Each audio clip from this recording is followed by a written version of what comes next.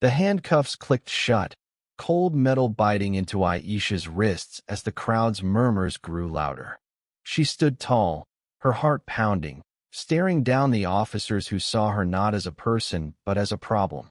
It was a humid evening in Atlanta, the kind where the air clung to your skin like a bad memory. Aisha Coleman, a 32-year-old nurse, had just parked her beat-up Corolla in a dimly lit lot near the community center where she volunteered. She was late, rushing to teach a health workshop for low-income families, her arms full of flyers and a first aid kit. The parking lines were faded, barely visible, but she'd parked as best she could. She didn't see the reserved sign half hidden by overgrown weeds until it was too late. Officers Daniels and Harper approached, their flashlights blinding her. "Ma'am, this is reserved parking," Daniels barked, his tone sharp, his hand already on his holster. Aisha frowned, confused. "I didn't see the sign. I'll move it right now." But Harper stepped closer, his eyes narrowing. "Step out of the vehicle. Now." The situation spiraled faster than Aisha could process. Her calm explanation that she was a nurse, that she was helping the community, was met with sneers. "We don't need your kind causing trouble," Harper muttered, loud enough for her to hear. The word kind hit like a slap, its venom unmistakable. Within moments, she was against the car, hands yanked behind her, cuffs snapping on. The crowd began to gather, phones out, voices rising. Aisha's heart raced, not from fear, but from a fire kindling inside her. She'd faced this before: profiling, assumptions, the weight of a system that saw her skin before her soul.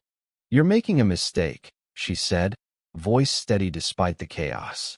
Daniel scoffed, but Harper's grip tightened. "Keep talking, and it'll be worse."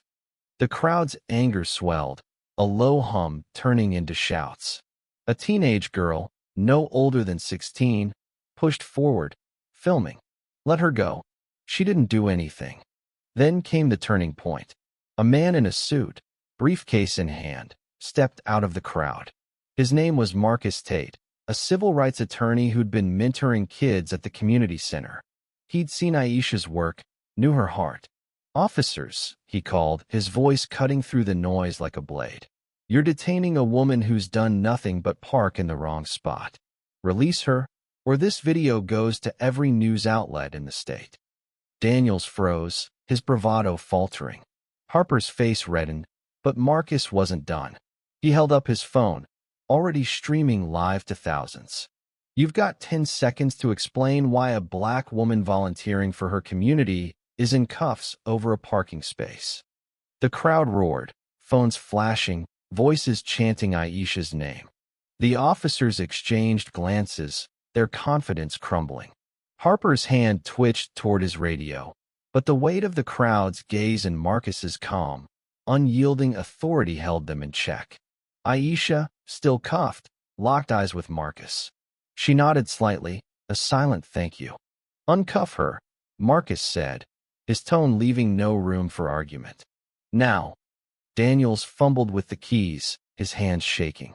The cuffs fell away, and Aisha rubbed her wrists, standing taller. The crowd cheered, but she didn't smile. She looked at the officers, her voice low but piercing. "You didn't see me. You saw what you wanted to see. Next time, look harder."